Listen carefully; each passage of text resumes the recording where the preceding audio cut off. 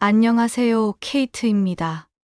하버드 대학을 졸업하자 모두가 저를 성공했다고 축하했습니다. 하지만 아무도 몰랐습니다. 이 모든 성공의 이유가 복수였다는 걸. 저는 한국인 입양아입니다. 3살 때 버려져서 미국 가정에서 자랐어요. 그곳은 지옥이었습니다. 매일 밤 다짐했어요. 언젠가 나를 버린 그 사람들을 찾아내서 내가 얼마나 고통받았는지 보여주겠다고 말이죠. 그리고 마침내 친부모를 찾았습니다. 하지만 그들의 입에서 나온 말은 제가 평생 동안 상상했던 것과 완전히 달랐습니다. 지금부터 그 이야기를 들려드리겠습니다. 이야기 시작 전에 부탁 하나만 드려도 될까요? 구독과 좋아요를 눌러주시면 오늘도 마음 깊이 남을 사연으로 보답하겠습니다. 평택 미군기지의 5월 아침은 언제나 똑같았다. 오전 6시 정각에 울리는 기상나팔, 30분간의 체력 단련, 그리고 식당에서 마시는 블랙커피 한 잔. 케이트는 이 루틴을 한국에 온 지 2년째 지켜왔다. 규칙적인 삶만이 혼돈을 막을 수 있다는 걸 그녀는 일찍부터 배웠다. 25살의 케이트는 겉보기엔 독특한 선택을 한 여성이었다.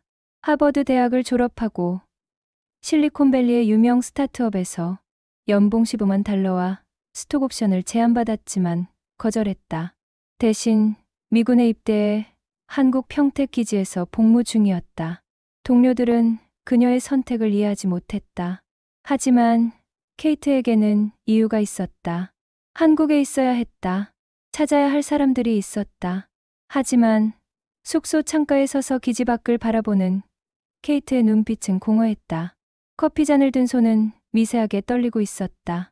어젯밤에도 악몽을 꿨다. 언제나 똑같은 악몽.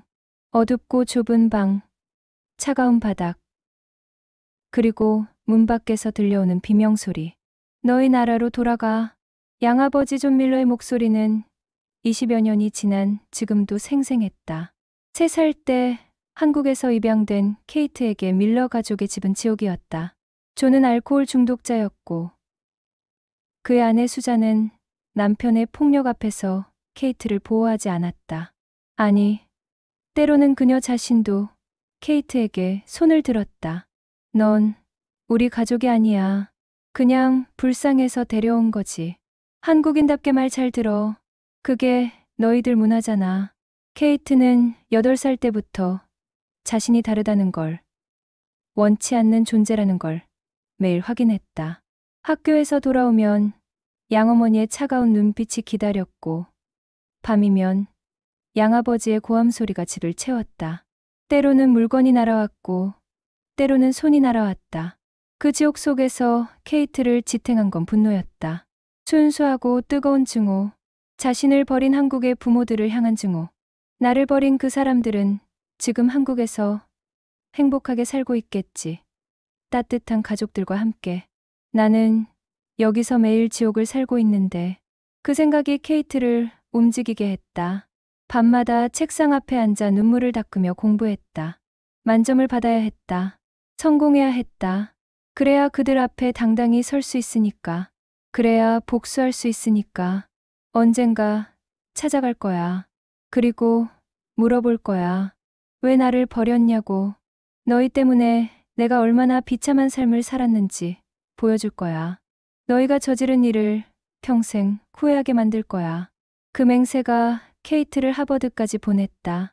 복수는 단순한 감정이 아니었다. 그것은 그녀 삶의 연료였고, 목적이었고, 존재 이유였다. 휴대폰이 울렸다. 케이트는 화면을 내려다봤다. 이메일 알림이었다. 발신자는 Ancestry Connect DNA Service. 2년 전 친구의 권유로 DNA 검사를 받았었다. 순수한 호기심도 있었고 혹시나 하는 희망도 있었다. 생부모를 찾을 수 있을지도 모른다는. 하지만 2년 동안 아무 소식이 없었고 케이트는 그 일을 거의 잊고 있었다. 이메일을 열었다. 축하합니다. 귀하의 DNA와 99.99% 일치하는 직계 가족이 발견되었습니다. 커피잔이 손에서 미끄러졌다. 도자기가 발코니 바닥에서 산산조각 났다. 하지만 케이트는 그것을 보지 못했다. 그녀의 눈은 오직 화면에 고정되어 있었다. 매칭 대상 김지연, 자이언 앤더슨. 관계 이복 여동생. 신뢰도 99.99%. 여동생이 있다고? 아니, 잠깐. 혹시 쌍둥이였던 걸까? 함께 입양을 왔는데 기억하지 못하는 걸까? 3살이었으니 기억이 없을 수도. 손가락이 황급히 화면을 스크롤했다. 상세 정보를 찾았다. 나와 4살 차이. 쌍둥이가 아니었다. 이복, 여동생. 그 단어의 의미가 천천히 가슴에 스며들었다. 생부가 재혼했다는 것. 그리고 새로운 가족을 꾸렸다는 것. 자신을 버린 후에 심장이 미친 듯이 뛰었다. 손이 떨렸다. 평생을 기다렸던 순간이었다. 복수의 시작. 아니면 새로운 고통의 시작. 케이트는 난간을 붙잡고 깊은 숨을 들이마셨다. 바다 너머 수평선이 흐릿하게 보였다. 그녀는 눈을 감았다. 그리고 그 순간을 느꼈다. 두려움과 기대, 분노와 희망이 뒤섞인 그 복잡한 감정. 어딘가에서 자신을 버린 사람들. 이제 그들을 찾을 수 있을지도 몰랐다. 그들 앞에 서서 말할 수 있을지도 몰랐다. 준비해온 모든 말들을, 숨겨온 모든 분노를. 케이트는 눈을 떴다. 그리고 다시 휴대폰을 들어 이메일을 정독하기 시작했다. 분노가 치밀어 올랐다. 하지만 동시에 이상한 떨림도 있었다. 동생. 그녀에게 동생이 있다. 세상 어딘가에 같은 피를 나눈 사람이 존재한다. 케이트는 발코니를 떠나 거실로 들어갔다. 노트북을 켜고 서랍에서 낡은 노트를 꺼냈다. 그곳엔 지난 10년간 적어온 것들이 빼곡했다. 생부모를 찾으면 할 말들, 보여줄 것들, 들려줄 이야기들. 그녀는 첫 페이지를 폈다. 18살 때 쓴 글이었다. 나를 버린 사람들에게 너희가 나를 어떻게 망쳐놓았는지 보여주겠다. 너희는 편하게 살았겠지만 나는 매일 악몽을 꿨다. 이제 내 차례다. 케이트는 그 글을 오랫동안 바라봤다. 그리고 천천히 노트를 덮었다. 복수의 시작일까? 아니면 진실을 마주할 시작일까? 케이트는 아직 몰랐다. 하지만 한 가지는 확실했다. 더 이상 도망칠 수 없다는 것. 이제 마주해야 한다는 것. 그녀는 답장 버튼을 눌렀다. 손가락이 키보드 위에서 잠시 멈췄다. 그리고 천천히 타이핑하기 시작했다. 사실 케이트는 23살. 하버드를 졸업하던 해부터 본격적으로 생부모를 찾기 시작했다. 졸업식장에서 가족들과 포옹하는 동기들을 보며 그녀는 혼자 캠퍼스를 걸었다. 밀러 부부는 오지 않았다. 연락조차 하지 않았다. 케이트는 개의치 않았다. 그들은 진짜 가족이 아니었으니까. 진짜 가족. 자신을 버린 그 사람들. 첫 번째 시도는 한국의 TV 프로그램이었다. 잃어버린 가족을 찾습니다라는 제목의 프로그램에 긴 사연을 적어 보냈다. 입양기관에는 수십 통의 이메일을 발송했다. 답장은 거의 오지 않았고 온다 해도 기록이 불충분합니다. 개인정보 보호법으로 인해 공개가 어렵습니다라는 내용뿐이었다. 3개월 후 한국의 한 방송국에서 연락이 왔다. 인터뷰를 하고 싶다고 했다. 케이트는 보스턴의 작은 아파트에서 카메라 앞에 앉았다. 메이크업을 받으며 거울 속 자신을 바라봤다. 완벽한 미소를 연습했다. 케이트 씨, 부모님을 만나면 가장 먼저 뭐라고 하고 싶으세요? 그냥. 케이트는 카메라를 향해 부드럽게 미소 지었다. 왜 저를 보낸 건지 이해하고 싶어요. 분명 힘든 상황이었을 거라고 생각해요. 그 이야기를 듣고 싶어요. 완벽한 답변이었다. 이해심 많고 성숙한 입양인의 모습. 카메라가 꺼지자 케이트는 화장실로 달려가 구토했다. 속마음은 전혀 달랐다. 너희들이 나를 어떻게 망쳐놓았는지 보여줄 거야. 하버드 졸업장을 들이밀며 말할 거야. 이 모든 걸 증오로 이뤄냈다고. 너희 때문에 매일 울었다고. 너희는 편하게 살았겠지만 난 지옥을 살았다고. 방송이 나간 후 일주일 동안 케이트는 휴대폰을 손에서 놓지 않았다. 연락이 올 거라고 믿었다. 누군가 자신을 알아볼 거라고. 하지만 아무도 연락하지 않았다. 한 달이 지나고 두 달이 지났다. 케이트는 매일 밤 노트북 앞에 앉아 한국 입양 관련 게시판을 뒤졌다. 한국어를 독학으로 공부하기 시작했다. 유튜브 영상을 보고 드라마를 보고 단어장을 만들어 외웠다. 복수를 위해서라면 무엇이든 할 수 있었다. 6개월 후 두 번째 방송 출연 기회가 왔다. 이번에는 더 큰 프로그램이었다. 케이트는 또다시 카메라 앞에 앉아 연습한 미소를 지었다. 부모님을 원망하진 않으세요? 아니요. 케이트는 고개를 저었다. 목소리는 차분했다. 그분들도 어쩔 수 없는 상황이었을 거예요. 저는 그냥 진실이 알고 싶어요. 제 뿌리를 알고 싶어요. 방송국 관계자들은 감동했다. 케이트는 웃으며 고개를 숙였다. 하지만 그날 밤 호텔 방에서 개개의 얼굴을 묶고 울었다. 분노와 절망이 뒤섞인 눈물이었다. 1년이 지났다. 아무런 소식이 없었다. 케이트는 점점 지쳐갔다. 실리콘밸리의 한 스타트업에서 좋은 조건으로 오퍼가 왔다. 연봉 15만 달러, 스톡 옵션, 그리고 빠른 승진 기회. 누구나 부러워할 제안이었다. 하지만 케이트는 거절했다. 대신 그녀는 미군 모집 사무소의 문을 두드렸다. 미친 거 아니야? 대학 친구 제시카가 물었다. 그들은 보스턴의 한 카페에 앉아 있었다. 졸업하고 군대를 간다고? 케이트, 넌 실리콘밸리에서 수백만 달러를 벌 수 있어. 왜 그걸 포기하는 거야? 케이트는 커피잔을 천천히 내려놓았다. 한국에 가야 해. 한국. 그냥 여행 가면 되잖아. 여행으로는 부족해. 케이트는 창밖을 바라봤다. 난 거기서 살아야 해. 시간을 들여서 찾아야 해. 미군으로 주둔하면 최소 3년은 머물 수 있어. 급여도 받고 주말마다 내 시간을 쓸 수 있어. 생부모를 찾으려고? 응. 제시카는 한숨을 쉬었다. 케이트, 그들이 발견되지 않으면 어쩔 건데? 20년도 넘게 지났어. 흔적도 없을 수 있어. 케이트는 친구를 똑바로 쳐다봤다. 그녀의 눈빛은 차가웠다. 그래도 찾을 거야. 끝까지. 왜 그렇게까지? 복수야. 케이트는 처음으로 솔직하게 말했다. 난 그들을 찾아서 말할 거야. 내가 얼마나 고통받았는지, 밀러 가족 밑에서 얼마나 비참했는지, 그들이 나를 버린 대가가 얼마나 큰지 보여줄 거야. 제시카는 아무 말도 하지 못했다.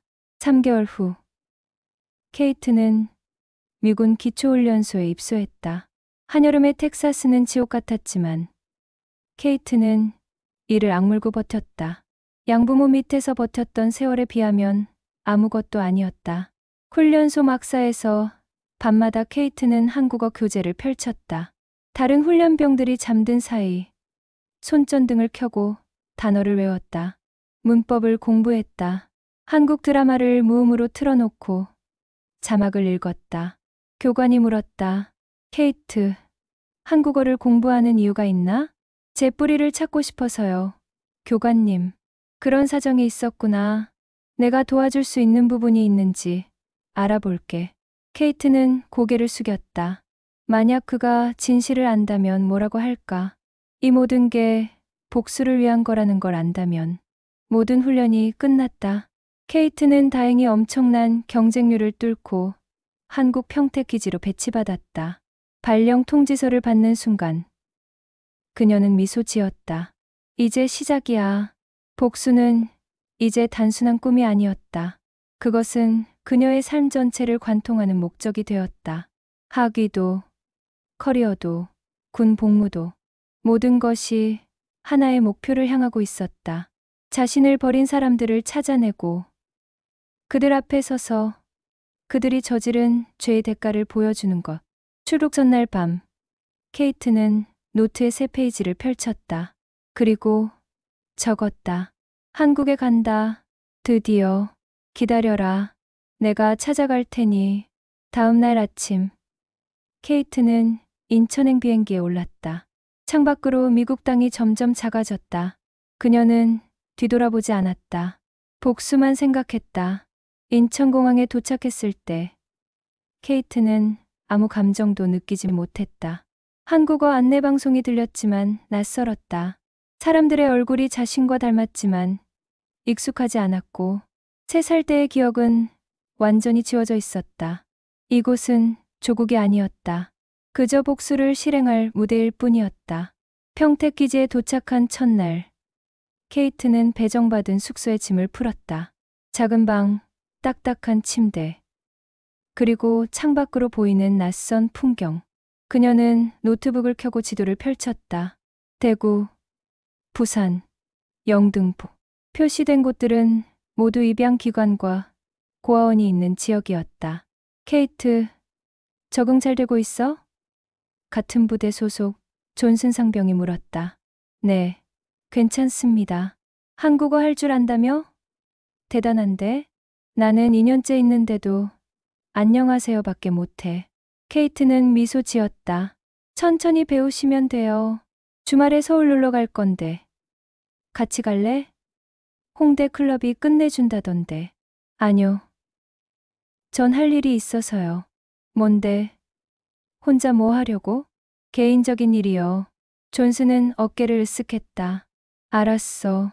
궁금하긴 한데 뭐. 케이트는 신경 쓰지 않았다. 그녀에게 친구는 필요 없었다. 오직 목적만 있을 뿐이었다. 첫 번째 주말, 케이트는 서울행 버스에 올랐다. 홀트 아동복지회 본부를 찾아갔다. 깔끔한 건물, 친절한 직원들. 하지만 그들이 건네는 말은 늘 똑같았다. 1993년 영등포에서 발견된 여아. 기록을 찾아보겠습니다. 1시간을 기다린 끝에 나온 답변. 죄송합니다. 당시 기록이 너무 불완전해서요. 이름도 없고 부모 정보도 없습니다. 영등포역 근처에서 발견됐다는 것만 나와 있네요. 다른 건 없나요? 특징이라든지 함께 있던 물건이라든지. 직원이 오래된 파일을 뒤적였다. 분홍색 담요에 쌓여 있었다고 나와 있네요. 그리고 3살 추정. 케이트는 주먹을 쥐었다. 분홍색 담요. 그것조차 기억나지 않았다. 혹시 당시 목격자나 신고자는요? 익명, 신고였습니다. 더 이상은 알겠습니다. 케이트는 자리에서 일어났다. 감사합니다. 두 번째 주말, 부산으로 갔다. 동방사회복지회를 찾았다. 결과는 같았다. 세 번째 주말, 영등포 경찰서를 방문했다. 1993년 실종 아동 신고요? 나이 든 경찰관이 고개를 갸웃했다. 그때 기록은 지하창고에 있을 겁니다. 잠시만요. 30분을 기다렸다. 경찰관이 먼지 쌓인 서류함을 들고 나타났다. 여기 있네요. 1993년 3월부터 12월까지. 케이트는 서류들을 하나하나 뒤적였다. 손이 떨렸다. 그리고 마침내 찾았다. 1993년 11월 2일. 영등포역 3번 출구 인근. 3살 추정. 여아 발견. 신원 불상. 부모 불명. 보호 조치. 그게 전부였다. 케이트는 종이를 꼭 쥐었다. 오래전 자신의 흔적. 고작 3줄. 사진은 없나요? 그때는 사진을 잘 안 찍었어요. 디지털도 아니고. 알겠습니다. 밤에는 기지 숙소로 돌아와 한국 뉴스를 봤다. 귀가 열리고 입이 트였다. 한국어가 자연스러워졌다. 하지만 마음은 여전히 텅 비어 있었다. 동료들은 케이트가 한국 문화에 진심으로 관심이 있는 줄 알았다. 밤마다 그녀는 노트북을 열었다. 워드 파일에는 생부모를 찾으면 할 말들이 적혀 있었다. 당신들은 편했겠죠. 나를 버리고 나서 새로운 삶을 살았겠죠. 나는 매일 맞으면서 자랐어요. 한국인이라고 놀림받으면서. 당신들이 나를 어떻게 망쳤는지 알아야 해요. 절대 용서하지 않을 거예요. 그 문장들을 읽고 또 읽었다. 수정하고 다듬었다. 그들 앞에 섰을 때 한치의 망설임도 없어야 했다. 3개월이 지났다. 케이트는 주말마다 서울과 부산을 오갔다. 하지만 구체적인 이름은 없었다.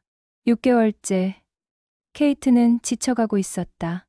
매주 다른 곳을 찾아다녔지만 진전이 없었다. 실마리조차 잡히지 않았다. 미국에서 받았던 DNA 매칭 결과가 떠올랐다. 섣불리 연락을 못했던 이복 여동생 김지연. 케이트는 며칠 동안 고민했다. 연락해야 할까? 이 여동생이라는 사람은 자신의 존재를 알까? 생부는 첫 번째 딸에 대해 말한 적이 있을까? 아니면 모두가 자신을 잊고 행복하게 살고 있는 걸까? 분노가 치밀었다. 하지만 동시에 이것이 유일한 기회라는 것도 알았다. 6개월 동안 헛수고만 했다. 이 여동생을 통하면 생부를 찾을 수 있을지도 몰랐다. 케이트는 떨리는 손으로 이메일을 작성하기 시작했다. 안녕하세요, 김지연 씨. 저는 케이트입니다. DNA 매칭 결과를 봤습니다. 당신에게도 연락이 갔겠지만 저는 당신의 언니인 것 같습니다. 연락 주시면 감사하겠습니다. 발송 버튼 위에 커서가 멈췄다. 이 이메일을 보내는 순간 모든 것이 바뀔 것이다. 25년간 상상해온 순간이 현실이 될 것이다. 케이트는 눈을 감았다. 그리고 클릭했다. 이메일이 전송됐다. 이제 기다리는 일만 남았다. 그리고 케이트는 기다리는 것에 익숙했다. 며칠 후 답장이 왔다. 짧은 메시지였다. 오 마이 갓. 정말이에요. 화상통화 가능하세요? 너무 놀랐어요. 케이트는 화면을 오래 바라봤다. 흥분이 묻어나는 문장들, 이모티콘까지 붙어 있었다. 그녀는 냉소를 지었다. 너희는 편하게 살면서 나를 까맣게 잊고 있었겠지. 하지만 답장을 보냈다. 네, 가능합니다. 언제가 편하세요? 복수의 첫 번째 단계가 시작됐다. 화상통화 약속 시간은 한국 시간으로 토요일 오후 9시, LA 시간으로 새벽 5시였다. 케이트는 30분 전부터 노트북 앞에 앉아 있었다. 거울을 보며 표정을 연습했다. 너무 차갑지도 너무 따뜻하지도 않게 중립적으로. 감정을 드러내선 안 됐다. 8시 59분. 케이트는 화상통화 링크를 클릭했다. 화면이 연결됐다. 잠시 검은 화면이 이어지다가 밝은 거실 배경에 한 여성이 나타났다. 김지연이었다. 안녕하세요. 지연은 환한 미소를 지으며 손을 흔들었다. 캘리포니아의 햇살이 창문을 통해 쏟아져 들어왔다. 언니, 맞죠? 와, 진짜 실감이 안 나요. 케이트는 천천히 고개를 끄덕였다. 네. 안녕하세요. 두 사람은 한참 동안 서로를 바라봤다. 침묵이 흘렀다. 케이트는 화면 속 여성을 분석했다. 눈매가 비슷했다. 코의 형태도 미소 지을 때 입꼬리가 올라가는 방식도 닮았다. 진짜 신기해요. 지연이 눈을 반짝이며 말했다. 우리 닮았어요. 보여요? 특히 눈이랑 코. 케이트는 짧게 대답했다. 그런 것 같네요. 솔직히 말하면. 지연은 조심스럽게 말을 이었다. 저는 DNA 테스트를 진짜 심심풀이로 했어요. 미국에서 유행이잖아요. 친구들이 다 해보라고 해서. 그녀는 손으로 입을 가렸다. 언니가 나타날 줄은 정말 꿈에도 몰랐어요. 저한텐 오빠도 없고 동생도 없고 외동딸인 줄만 알았거든요. 외동딸. 케이트는 그 단어를 되씹었다. 차가운 분노가 가슴 속에서 끌어올랐다. 그럼, 그렇지. 나는 완전히 지워진 거야. 없었던 사람처럼. 당신도 입양됐어요? 케이트가 물었다. 혹시나 하는 마음에. 아니요. 지연이 고개를 저었다. 저는 부산에서 태어났어요. 아버지가 재혼하신 후에 낳은 딸이고요. 저희 엄마는 5년 전에 돌아가셨고 아버지는 지금 혼자 사세요. 재혼. 그 단어가 케이트의 가슴을 찔렀다. 그렇군요. 케이트는 감정을 숨기며 말했다. 그럼 부산에서 쭉 사셨어요? 아니요. 서울에서 대학교를 다니다가 남편 마이클을 만났어요. 남편이, 네, 미국인이에요. 당시에 한국 교환학생으로 있었어요. 2년 전에 LA로 넘어왔죠. 지연은 잠시 멈췄다가 조심스럽게 물었다. 언니는 입양되신 거죠? 네. 케이트의 목소리가 경직됐다. 3살 때요. 1993년. 그럼 지연이 계산하는 듯 눈을 깜빡였다. 제가 태어나기 전이네요. 그렇네요. 언니. 지연의 표정이 어두워졌다. 그럼 아버지 첫 번째 결혼해서 그런 것 같네요. 케이트는 차갑게 말했다. 당신 아버지가 나를 버리고 새 가족을 꾸린 거죠. 아니에요. 지연이 급하게 말했다. 아니에요. 언니. 그게 아니에요. 뭐가 아닌데요? 케이트의 목소리에 날이 섰다. 사실이잖아요. 나는 버려졌고 당신은 그분과 함께 자랐잖아요. 지연의 눈에서 눈물이 흘렀다. 언니, 저 사실 DNA 결과 나오고 나서 바로 아버지한테 국제전화했어요. 케이트의 심장이 빨리 뛰기 시작했다. 뭐라고 하시던가요? 완전히. 지연은 흐느끼기 시작했다. 완전히 무너지시더라고요. 저 그렇게 아버지 우는 거 태어나서 처음 봤어요. 전화기 너머로 소리내서 우시는 게 들렸어요. 한참을, 정말 한참을 우셨어요. 케이트는 주먹을 꽉 쥐었다. 믿고 싶지 않았다. 겨우 진정하시고 나서 지연이 눈물을 닦으며 말을 이었다. 말씀하셨어요. 첫 번째 딸이 있었다고. 윤이라고. 언니, 한국 이름이 윤이었대요. 윤이. 케이트는 그 이름을 들은 적이 없었다. 입양 서류 어디에도 없었다. 하지만 그 이름이 묘하게 익숙하게 느껴졌다. 아버지가 그러셨어요. 언니랑 언니 엄마가 사라졌다고. 아버지가 원양어선으로 일하러 나간 몇 개월 사이에 집에 돌아왔을 때 아무도 없었대요. 동네 전체가 철거됐고. 철거? 케이트가 끼어들었다. 네, 판자촌이었대요. 강제 철거됐고 아버지는 미친 사람처럼 찾아다니셨대요. 경찰서, 병원, 고아원. 1년 넘게. 근데 아무 소식도 없었대요. 지연은 고개를 숙였다. 그리고 제 엄마를 만나셨대요. 엄마도 홀로 된 분이었대요. 서로 위로하면서 재혼하셨고 저를 낳으셨어요. 근데 아버지는, 그녀는 케이트를 똑바로 바라봤다. 아버지는 저 키우면서도 평생 언니를 찾으셨대요. 제 엄마한테도 비밀로 하시고 서울 올라가실 때마다 옛날 동네 찾아가시고 입양기관에 편지 보내시고 제가 대학 간 후에는 거의 매달 입양기관을 돌아다니셨대요. 일 때문이라고 하셨는데 사실은 케이트는 숨을 참았다. 언니를 찾으러 가신 거였대요. 지연이 울먹였다.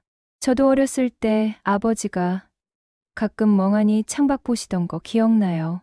뭔가 슬퍼 보이셨어요. 근데 물어보면 괜찮다고만 하시고. 이제야 알겠어요. 언니 생각하고 계셨던 거예요. 케이트는 입술을 깨물었다. 아니다. 이건 거짓말이다. 변명이다. 언니, 지연이 간청했다. 제발, 한 번만 만나주세요. 아버지 이야기를 직접 들어보세요. 제가 다음 달에 부산 가요. 아버지, 생신이거든요. 11월 15일에 같이 가요. 제가 인천에서 언니 만나서 같이 내려갈게요. 저는 케이트의 목소리가 떨렸다. 아버지는 지연이 눈물을 흘렸다. 제 전화 받고 나서 매일 우신대요. 언니를 지키지 못해서 미안하다고. 케이트는 눈을 감았다. 평생을 준비해온 복수. 그런데 지금 이 동생은 전혀 예상하지 못한 이야기를 하고 있었다. 알겠어요. 케이트가 입을 열었다. 가볼게요. 정말요? 지연의 얼굴이 환해졌다. 언니, 감사해요. 하지만 케이트가 냉정하게 말했다. 만나서 제가 직접 판단할게요. 변명인지, 진실인지. 네, 네. 충분해요. 지연은 고개를 끄덕였다. 전화번호 교환할까요? 제가 일정 보내드릴게요. 언니, 후회 안 하실 거예요. 약속해요. 전화번호를 교환하고 화상통화를 끝냈다. 화면이 꺼지자 케이트는 의자에 깊이 기댔다. 그녀는 노트북을 열고 워드 파일을 켰다. 생부모를 만나면 할 말, 증오와 분노로 가득한 문장들. 하지만 오늘은 그 말들이 예전만큼 확신 있게 느껴지지 않았다. 케이트는 창밖을 바라봤다. 평택 기지의 밤은 고요했다. 한 달 후면 알게 될 것이다. 진실을. 그리고 자신의 평생의 증오가 정당한 것이었는지. 한 달 후, 케이트는 부산행 KTX에 몸을 실었다. 지연은 인천공항에서 케이트를 만나 함께 내려갔다. 긴장돼요? 지연이 물었다. 아니, 케이트는 차갑게 대답했다. 하지만 그녀의 손은 떨리고 있었다. 열차가 남쪽으로 내려갈수록 케이트의 심장은 더 빠르게 뛰었다. 오래전 이곳 어딘가에서 태어났다는 사실이 기현실적으로 느껴졌다. 부산역에 도착했을 때 케이트는 깊은 숨을 들이마셨다. 지연이 그녀의 팔을 가볍게 잡았다. 언니, 천천히 가요. 아버지도 엄청 긴장하고 계실 거예요. 택시를 타고 도착한 곳은 광안리의 병 근처의 낡은 아파트였다. 1980년대에 지어진 듯한 건물이었다. 엘리베이터가 삐걱거리며 5층으로 올라갔다. 문이 열리고 65살의 남자가 나타났다. 김영수. 그녀의 생부다. 그는 케이트를 보자마자 얼굴이 일그러졌다. 입술이 떨렸다. 윤희야. 제 이름은 케이트예요. 그녀는 차갑게 말했다. 감정을 드러내선 안 됐다. 아직은. 거실로 들어서자 오래된 가구들이 보였다. 벽에는 가족 사진들이 걸려 있었다. 지연의 어린 시절 사진, 졸업 사진. 케이트는 그 사진들을 보며 가슴이 아팠다. 이 사진들 속에 내가 없네. 나는 완전히 지워진 거야. 김영수는 떨리는 손으로 낡은 사진첩을 꺼냈다. 먼지가 쌓인 갈색 가죽 표지. 그는 조심스럽게 첫 페이지를 폈다. 흑백 사진 속에 젊은 남녀가 웃고 있었다. 그리고 그들 사이에 어린 여자아이가 있었다. 분홍색 원피스를 입은 아이는 활짝 웃고 있었다. 이게 나예요? 케이트의 목소리가 떨렸다. 그래. 넌 네 엄마를 정말 많이 닮았어. 김영수의 눈에서 눈물이 흘렀다. 이 사진은 네가 2돌 때 찍은 거야. 당시에는 사진관에 갈 돈도 없었지만 네 엄마가 꼭 찍자고 했어. 케이트는 사진 속 어린 자신을 바라봤다. 전혀 기억나지 않았다. 그 아이가 자신이라는 게 믿기지 않았다. 김영수가 떨리는 목소리로 말을 이었다. 네 엄마 명숙이는 첫사랑이었지.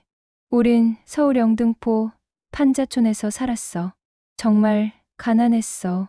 방 한 칸에 부엌도 제대로 없는 집이었어. 화장실은 공동이었고 겨울엔 너무 추워서 이불을 3개나 덮고 잤어. 케이트는 팔짱을 끼고 냉정하게 물었다. 그래서요. 가난해서 저를 버린 거예요? 아니. 김영수가 고개를 저으며 급하게 말했다. 절대 아니야. 우린 가난했지만 행복했어. 네 엄마는 임신했다는 걸 알았을 때 울면서 기뻐했어. 나도 마찬가지였고. 그는 다음 페이지를 넘겼다. 병원 앞에서 찍은 사진이었다. 여자가 갓난아기를 안고 있었다. 네가 태어난 날이야. 난 병원비를 마련하려고 일주일 동안 밤낮으로 일했어. 건설 현장에서 일하다가 밤엔 식당에서 설거지했어. 네 엄마는 순산했고 네가 세상에 나왔을 때 나는 처음으로 행복이 뭔지 알았어. 케이트는 사진 속 여자를 보았다. 그녀의 생모 박명숙. 피곤해 보였지만 환하게 웃고 있었다. 그 후 2년은 김영수가 계속 말했다. 정말 힘들었지만 행복했어. 네가 처음 걸었을 때, 처음 아빠라고 불렀을 때 네 엄마와 난 너무 기뻐서 소리내서 울었어. 기쁨의 눈물이었어. 그럼 왜? 케이트의 목소리가 높아졌다. 왜 저는 영등포역에 버려진 거예요? 왜 고아원에 가야 했고, 왜 미국으로 보내진 거예요? 김영수는 얼굴을 손으로 가렸다. 그의 어깨가 떨렸다. 지연이 조용히 말했다.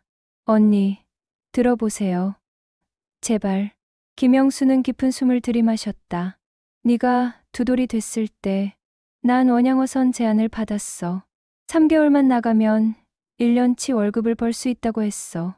판자촌을 벗어날 수 있는 기회였어. 너를 더 나은 곳에서 키울 수 있는 기회였어. 그는 떨리는 손으로 다음 장을 넘겼다. 메모지가 끼워져 있었다. 바른 글씨로 영수야, 조심해. 빨리 돌아와. 윤이랑 기다릴게. 사랑해. 네 엄마가 써준 거야. 난 이걸 품에 넣고 배를 탔어. 3개월만 기다리라고 했어. 어선을 탄다는 말도 제대로 못했어. 걱정할까봐 그냥 일하러 간다고만 했어. 케이트는 숨을 참았다. 그런데 김영수의 목소리가 끊어졌다. 배가 고장났어. 엔진이 나가서 표류했지. 3개월이 4개월이 됐고 5개월이 됐어. 무전기도 제대로 없는 배였어. 난 배 안에서 미칠 것 같았지. 너희 엄마가 날 어떻게 생각할까? 도망간 줄 알겠지. 날 원망하겠지. 그는 고개를 들어 케이트를 똑바로 바라봤다. 5개월 만에 겨우 돌아왔어. 부산에 배가 닿았을 때 난 곧바로 서울로 올라갔어. 근데요?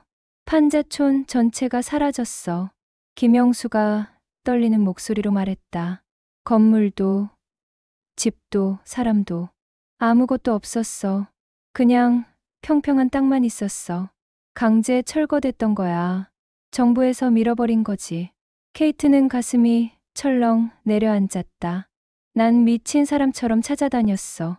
동네 사람들 수소문하고, 구청 가고, 경찰서 가고. 근데 아무도 몰랐어. 다들 뿔뿔이 흩어졌대. 어디로 갔는지 아는 사람이 없었어. 김영수의 눈에서 눈물이 멈추지 않았다. 1년을 찾아다녔어. 병원마다, 고아원마다, 쉼터마다. 네 엄마 이름을 대고, 네 이름을 대고, 사진을 보여주고. 근데 아무 소식도 없었어. 그가 고개를 떨어뜨렸다. 1년 후에 결국 포기할 수밖에 없었어. 돈도 다 떨어지고 일자리도 없고. 난 부산으로 내려와서 공장에서 일하기 시작했어. 옆에서 지연이 말을 이었다. 그때 제 엄마를 만나셨대요. 엄마도 남편을 잃고 혼자 된 분이었대요. 서로 의지하면서 재혼하셨고 저를 낳으셨어요. 하지만 김영수가 케이트를 바라봤다. 단 하루도 너를 잊은 적이 없어. 재혼하고 지연이를 낳고 평범하게 살았지만 내 마음속엔 항상 네가 있었어. 네 엄마가 있었어. 그럼 케이트가 떨리는 목소리로 물었다. 제 엄마는 어디 있어요? 엄마는 저를 찾지 않았어요? 김영수는 고개를 저었다. 난 몰라. 어디로 갔는지, 살아있는지도 지금까지 찾았지만 흔적조차 찾을 수 없었어. 케이트는 주먹을 쥐었다. 평생을 준비해온 말들이 목구멍에서 사라졌다. 분노도, 복수도, 모든 게 무너졌다. 미안해. 김영수가 떨리는 목소리로 말했다. 윤희야, 정말 미안해. 아빠가 너를 지키지 못했어. 네가 어디서 어떻게 자랐는지 몰랐어. 힘들었다면서, 맞았다면서. 그 얘기를 지연이에게 전해 듣고 난 제대로 잠을 잘 수 없었단다. 케이트의 눈에서 눈물이 흘렀다. 평생 참았던 눈물이었다. 아빠가 무능했어. 아빠가 원양어선만 안 탔어도. 아니, 더 일찍 돌아왔어도.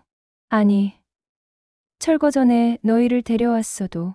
그는 바닥에 무릎을 꿇었다. 미안해, 윤희야. 정말 미안해.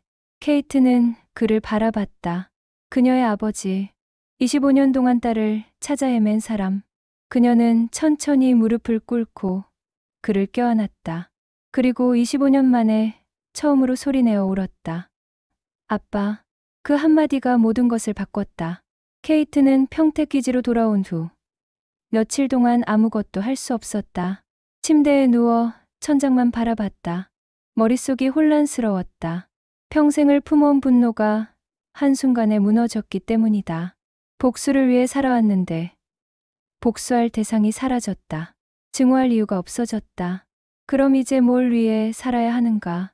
동료 존슨이 숙소 문을 두드렸다. 케이트, 괜찮아? 사흘째 식사도 안 하고. 무슨 일 있어? 괜찮아요. 그냥 좀 피곤해서요. 확실해?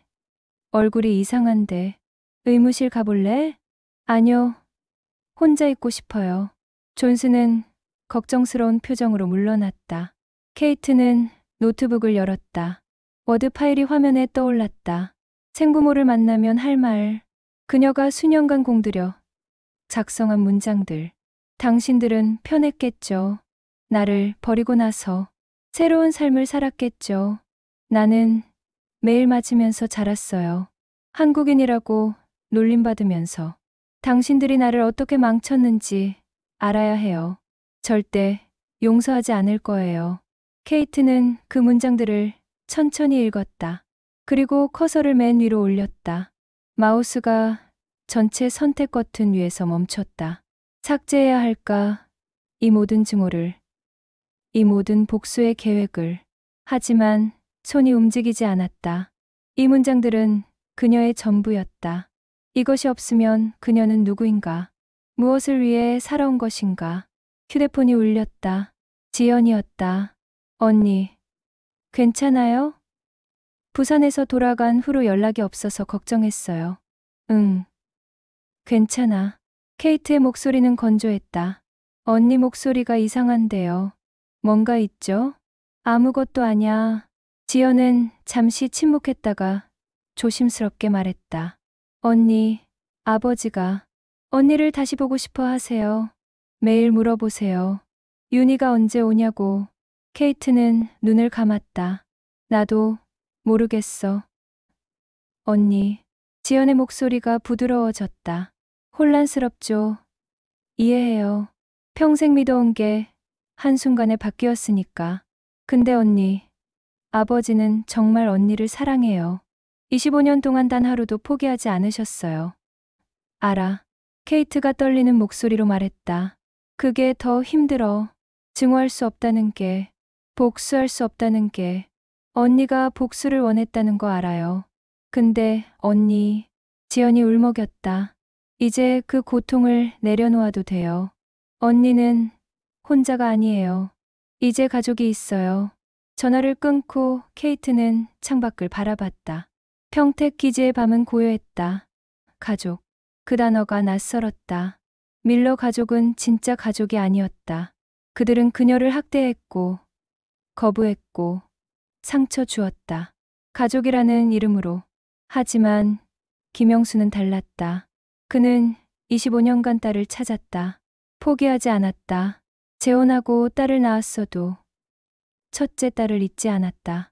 케이트는 서랍에서 낡은 노트를 꺼냈다. 18살 때부터 적어온 것들. 분노와 증오로 가득한 페이지들. 첫 페이지를 폈다.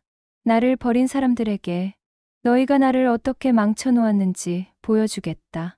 다음 페이지. 복수 계획.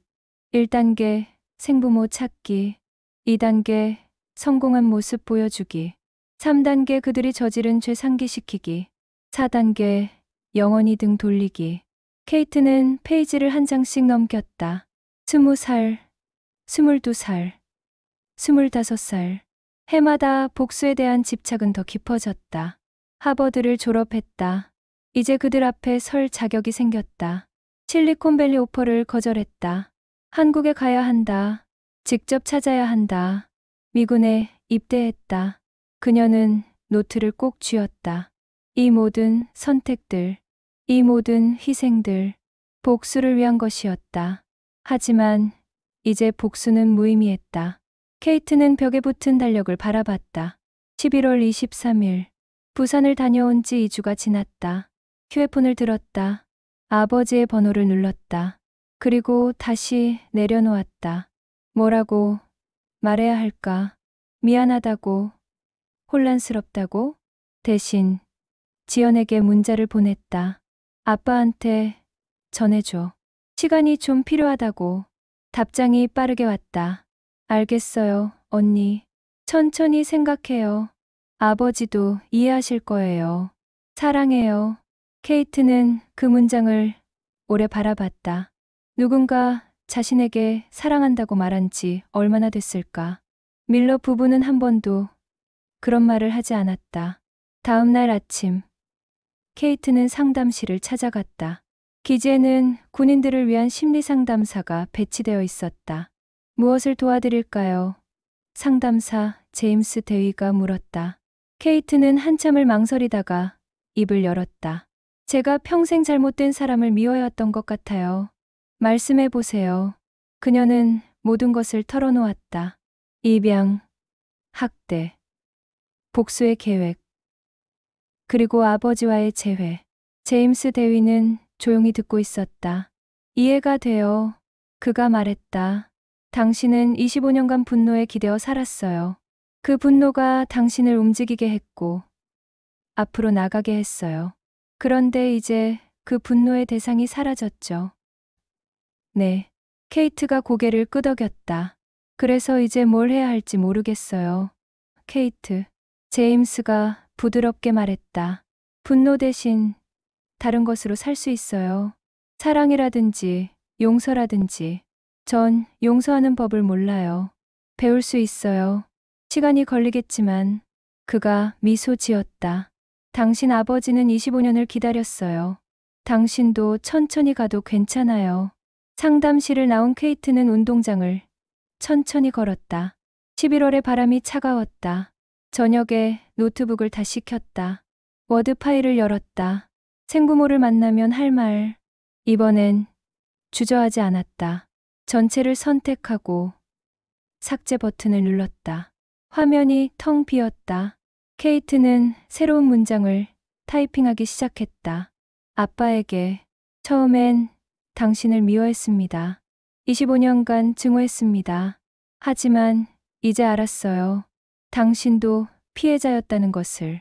당신도 저만큼 고통받았다는 것을. 시간이 필요해요. 하지만 언젠가는 진짜 딸이 되고 싶어요. 케이트는 그 문장을 저장했다. 그리고 창밖을 바라봤다. 복수는 끝났다. 이제 새로운 시작이었다. 2주 후, 케이트는 다시 부산행 열차에 올랐다. 이번엔 혼자였다. 지연에게도 말하지 않았다. 아버지와 단둘이 이야기하고 싶었다. 김영수는 문을 열자마자 놀란 표정을 지었다. 윤희야, 아빠. 케이트는 어색하게 그를 불렀다. 여전히 익숙하지 않은 호칭이었다. 들어와. 어서 들어와, 딸. 김영수는 서둘러 거실을 정리했다. 미안해. 혼자 사니까 집이 좀 지저분해. 케이트는 소파에 앉아 주위를 둘러봤다. 작은 아파트였지만 깨끗했다. 벽에는 여전히 가족 사진들이 걸려 있었다. 그리고 그 옆에 새로운 액자가 보였다. 지난번 찍은 사진이었다. 케이트와 김영수, 그리고 지연. 세 사람이 함께 있었다. 언제 걸었어요? 케이트가 물었다. 너 간 다음 날. 김영수가 차를 내오며 말했다. 매일 아침 그 사진을 봐. 25년 만에 딸을 찾았다는 게 꿈만 같아서. 케이트는 찻잔을 받아들었다. 아빠, 엄마 얘기 좀 더 들려줄래요? 김영수의 표정이 어두워졌다. 명숙이 말이구나. 네, 엄마가 어떤 사람이었는지 알고 싶어요. 김영수는 한숨을 쉬며 소파에 앉았다. 명숙이는 정말 착한 사람이었어. 판자촌에서 태어나고 자랐는데도 늘 웃고 있었어. 우리 동네에서 제일 예쁜 여자였지. 그는 눈을 감았다. 처음 만난 건 시장에서였어. 명숙이가 채소 장사를 하고 있었고, 난 건설 현장에서 일하다가 반찬 사러 간 거였어. 한눈에 반했지. 그 미소에. 사랑했어요? 케이트가 조심스럽게 물었다. 미치도록. 김영수가 고개를 끄덕였다. 가난했지만 행복했어. 명숙이는 네가 태어났을 때 울면서 말했어. 이 아이한테 우리보다 나은 삶을 주자고. 그래서 난 더 열심히 일했어. 케이트는 찻잔을 내려놓았다. 그런데 왜 엄마는 저를 역 앞에 두고 갔을까요? 당신이 없는 동안. 그게. 김영수의 목소리가 떨렸다. 나도 그게 궁금했어. 명숙이는 절대 그럴 사람이 아니었거든. 너를 정말 사랑했어. 단 한순간도 내 곁을 떠난 적이 없었어. 그럼 뭔가 이유가 있었다는 거네요. 그렇게 생각했어. 그래서 계속 찾았어. 김영수는 서랍에서 낡은 파일을 꺼냈다. 이걸 봐. 케이트는 파일을 받아들었다. 신문 스크랩, 메모지, 전단지들이 가득했다. 1993년부터 지금까지 내가 모은 거야. 실종 신고 기록, 병원 명단, 고아원 방문 기록. 얼마 전까지도 계속 찾아다녔어. 왜 그만뒀어요? 김영수는 고개를 떨어뜨렸다. 포기한 게 아니야. 잠시 멈춘 거야. 건강이 안 좋아져서 당뇨도 있고 혈압도 높고. 케이트는 파일을 천천히 넘겼다. 한 장의 병원 기록이 눈에 들어왔다. 이건 뭐예요? 아, 김영수가 그것을 가리켰다. 10년 전에 찾은 거야. 국립정신병원 기록. 1993년 11월에 박명숙이라는 이름으로 입원한 환자가 있었대. 케이트의 심장이 빨리 뛰기 시작했다. 엄마였어요? 확신할 수 없었어. 당시 박명숙이라는 이름을 가진 사람이 너무 많았거든. 게다가 그 병원 기록은 개인정보 보호 때문에 더 이상 공개할 수 없다고 했어. 그럼 직접 찾아가 봤어요? 물론이지. 병원에 5번도 넘게 갔어. 근데 오래된 기록이라 담당자도 다 바뀌었고 환자도 이미 퇴원했대. 어디로 갔는지 모른대. 케이트는 기록을 자세히 읽었다. 박명숙, 조현병 진단. 1993년 11월 5일 입원. 11월 5일. 케이트가 영등포역에서 발견된 날은 11월 2일이었다. 아빠, 케이트가 떨리는 목소리로 말했다. 이 사람일 수도 있어요. 날짜가 거의 맞아요. 나도 그렇게 생각했어.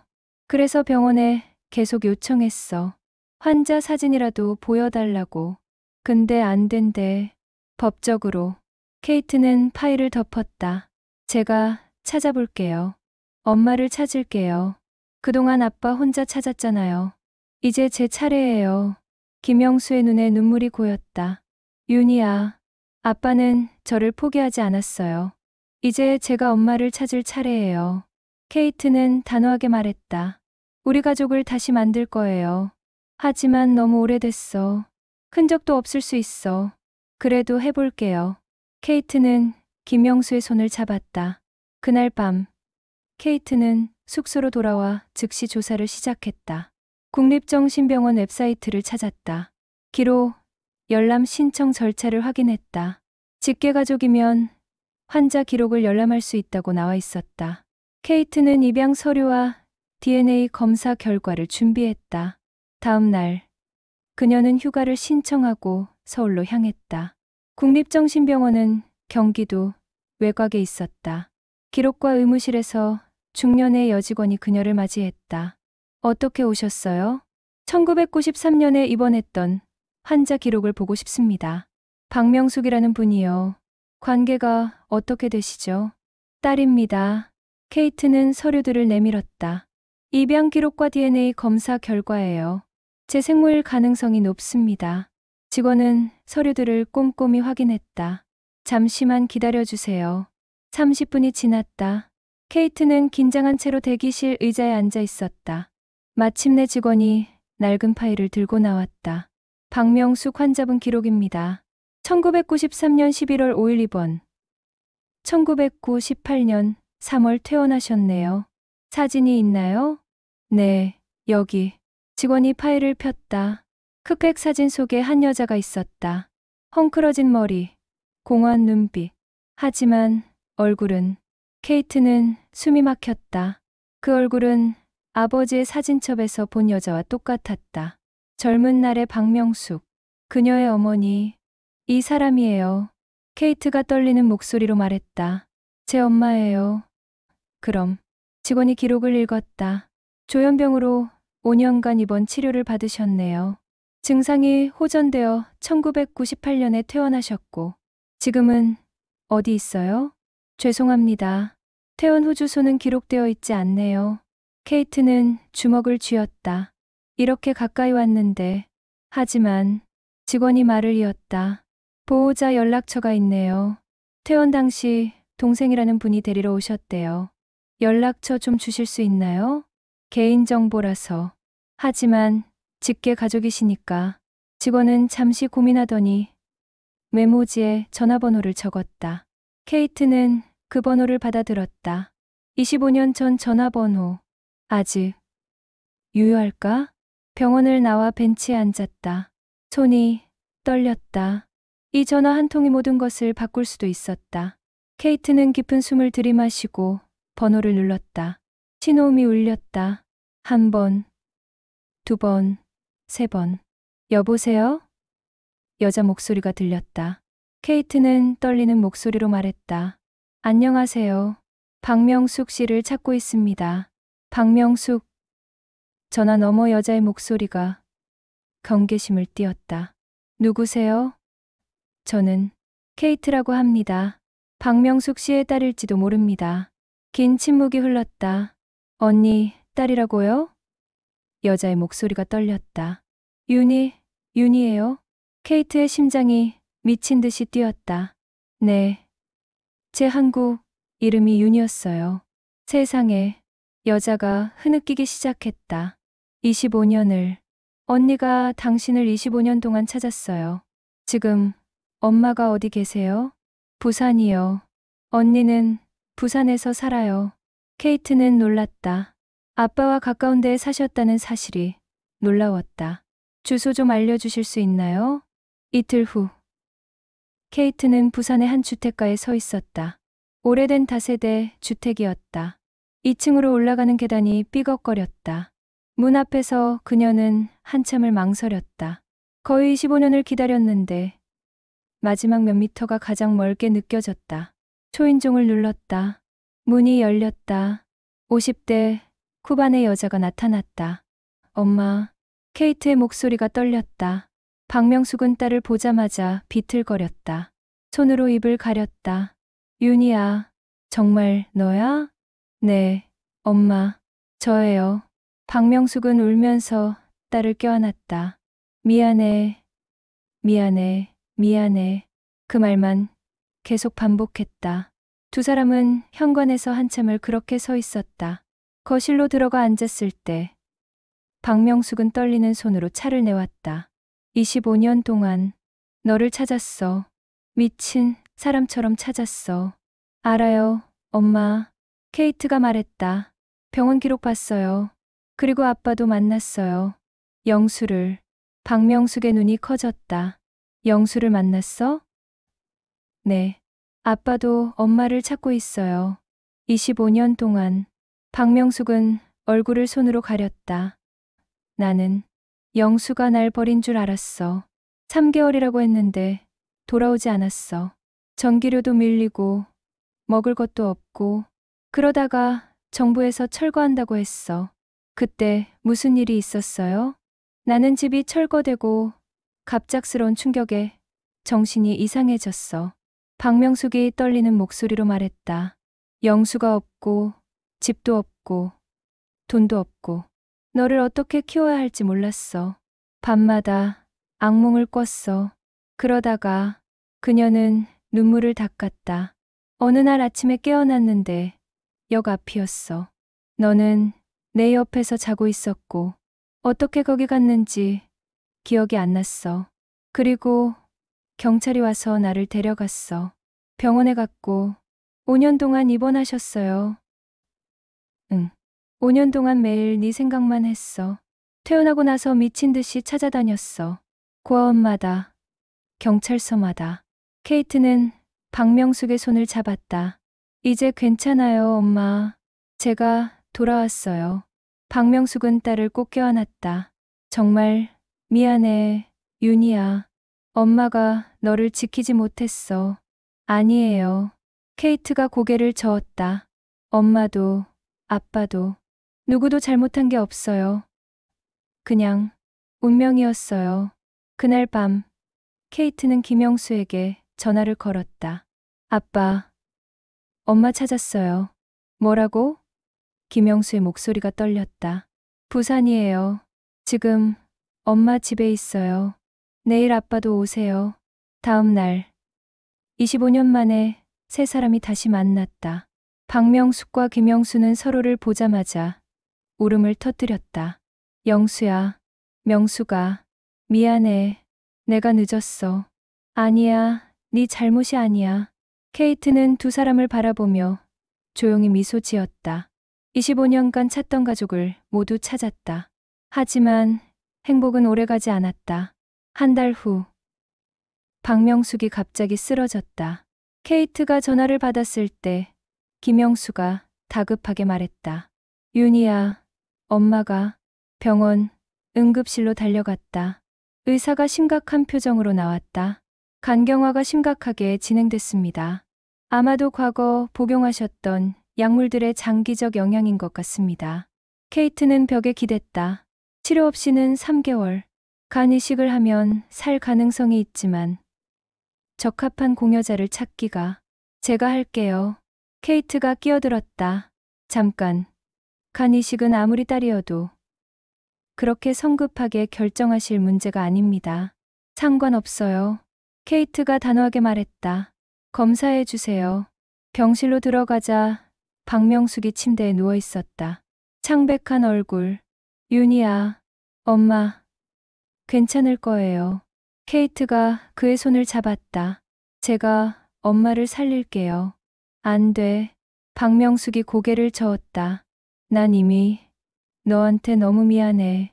25년을 함께 못해준 엄마인데. 이젠 엄마. 케이트의 눈에 눈물이 고였다.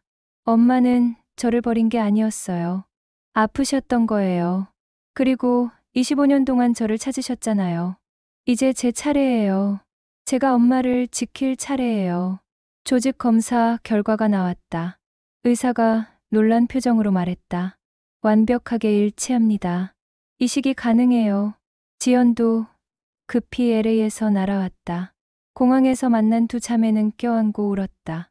언니, 정말 괜찮아요? 지연이 물었다. 응. 엄마를 잃을 순 없어. 이제 막 찾았는데. 수술 전날 밤, 케이트는 병실에서 부모님과 함께 시간을 보냈다. 김영수가 딸의 손을 꼭 쥐었다. 윤희야, 위험한 수술이야. 안 해도 돼. 아빠, 케이트가 미소 지었다. 제가 태어났을 때 엄마가 저한테 생명을 주셨잖아요. 이제 제가 엄마한테 생명을 돌려드릴 차례예요. 박명숙이 딸의 머리를 쓰다듬었다. 눈물이 흘렀다. 고맙다. 내 딸. 정말 미안하고 고맙다. 수술은 오래 걸렸다. 지연과 김영수는 수술실 밖에서 밤새 기도했다.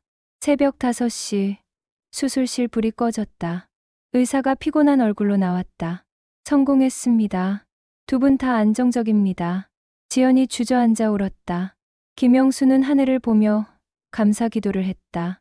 케이트가 먼저 의식을 회복했다. 복부의 통증이 심했지만 첫 질문은 하나였다. 엄마는요? 잘 계세요. 간호사가 웃었다. 아주 건강하게 회복 중이십니다. 2주 후, 케이트는 휠체어를 타고 박명숙의 병실을 방문했다. 박명숙은 침대에 반쯤 앉아 창밖을 보고 있었다. 얼굴에 생기가 돌았다. 엄마. 박명숙이 고개를 돌렸다. 눈에 눈물이 고였다. 윤희야, 고맙다. 박명숙이 딸의 손을 꼭 잡았다. 평생 너한테 빚졌구나. 엄마. 케이트가 웃었다. 이건 빚이 아니에요. 사랑이에요.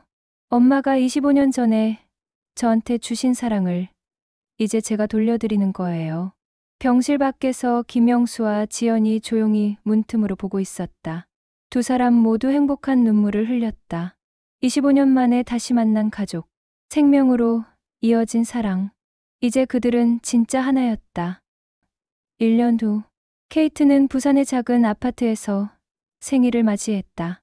미군을 제대한 후 한국에 남기로 결심했다. 더 이상 미국으로 돌아갈 이유가 없었다. 진짜 가족이 여기 있었으니까. 박명숙이 정성스럽게 준비한 미역국과 케이크가 식탁 위에 놓여 있었다. 수술 후 완전히 회복한 그녀는 이제 예전보다 더 건강해 보였다. 김영수도 옆에 앉아 환하게 웃고 있었다. 윤희야, 생일 축하한다. 김영수가 케이크에 초를 꽂으며 말했다. 영상통화 속 지연이 LA에서 웃으며 말했다. 언니, 생일 축하해요. 내년엔 꼭 직접 가서 축하해줄게요. 지연이 밝게 웃었다. 박명숙이 케이크에 촛불을 켰다. 자, 윤희야 소원 빌어. 케이트는 눈을 감았다. 이 행복이 계속되게 해주세요. 그리고 밀러 가족도 용서할 수 있게 해주세요. 촛불을 끄고 눈을 떴을 때 김영수가 조심스럽게 작은 상자를 내밀었다. 윤희야, 이거. 상자를 열자 작은 나비 모양의 펜던트였다. 이게 뭐예요? 네가 두 돌 때 엄마가 사준 거야. 김영수가 말했다. 판자촌 시장에서 산 싸구려였지. 근데 네 엄마가 그랬어. 언젠가 윤희가 나비처럼 날아오를 거라고. 박명숙이 고개를 끄덕였다. 그동안 내가 간직하고 있었어. 언젠가 너한테 돌려줄 수 있을 거라고 믿으면서. 케이트는 목걸이를 꼭 쥐었다. 엄마, 넌 정말 나비처럼 날아올랐어. 박명숙이 딸의 어깨를 안았다. 하버드도 졸업하고 미군도 됐고 엄마는 정말 자랑스러워. 그리고 이제 우리 곁으로 돌아왔잖아. 김영수가 덧붙였다. 이게 가장 큰 선물이야. 식사를 마치고 케이트는 발코니로 나갔다. 부산 앞바다가 보였다. 저녁 햇살이 바다를 금빛으로 물들이고 있었다. 김영수가 옆에 섰다. 윤희야, 행복하니? 네, 아빠. 케이트가 미소 지었다. 처음으로 진짜 행복해요. 미국에서 많이 힘들었지? 케이트는 잠시 침묵했다. 밀러 가족의 기억이 떠올랐다. 차가운 눈빛, 폭력, 거부. 네, 정말 힘들었어요. 미안하다. 김영수의 목소리가 떨렸다. 케이트가 고개를 저었다. 이제 그 시간들도 의미가 있었다고 생각해요. 그 고통이 저를 강하게 만들었고, 결국 여기까지 오게 했으니까. 케이트가 아버지를 바라봤다. 복수를 위해 여기 왔어요. 처음엔 아빠랑 엄마한테 제가 얼마나 고통받았는지 보여주고 평생 후회하게 만들려고 했어요. 김영수는 아무 말도 하지 못했다. 근데 진실을 알고 나서 모든 게 바뀌었어요. 케이트가 계속 말했다. 증오가 사랑으로 바뀌었어요. 복수 대신 용서를 배웠어요. 그리고 이제는 정말 행복해요. 케이트가 웃었다. 김영수가 딸을 껴안았다. 고맙다 윤희야. 네가 우리를 용서해줘서. 저녁 늦게 케이트는 혼자 방에 앉아 노트북을 켰다. 이메일 한 통을 작성하기 시작했다. 밀러 부부께 안녕하세요. 케이트입니다. 오랜만에 연락드립니다. 그동안 잘 지내셨는지요? 한국에서 친부모님을 만났습니다. 25년 동안 저를 찾으셨던 분들이었습니다. 그분들은 저를 버린 게 아니었습니다. 단지 불운한 상황들이 겹쳤던 것이었습니다. 이 편지를 쓰는 이유는 감사 인사를 드리기 위해서입니다. 두 분이 저를 입양해 주지 않았다면 저는 한국의 고아원에서 자랐을 것입니다. 비록 우리 관계가 완벽하지 않았지만 두 분 덕분에 미국에서 교육받고 성장할 수 있었습니다. 이제 저는 용서하는 법을 배웠습니다. 진짜 가족을 만나면서 사랑이 무엇인지 알게 됐습니다. 그리고 두 분도 나름의 고통이 있었을 거라고 이해하게 됐습니다. 행복하게 사시길 바랍니다. 케이트 드림. 발송 버튼을 누르고 나자 가슴이 한결 가벼워졌다. 25년간 품었던 마지막 분노가 사라지는 기분이었다. 주말마다 케이트는 부모님 집을 방문했다. 함께 시장을 가고 영화를 보고 광안리를 산책했다. 25년 동안 비어있던 시간을 조금씩 채워나갔다.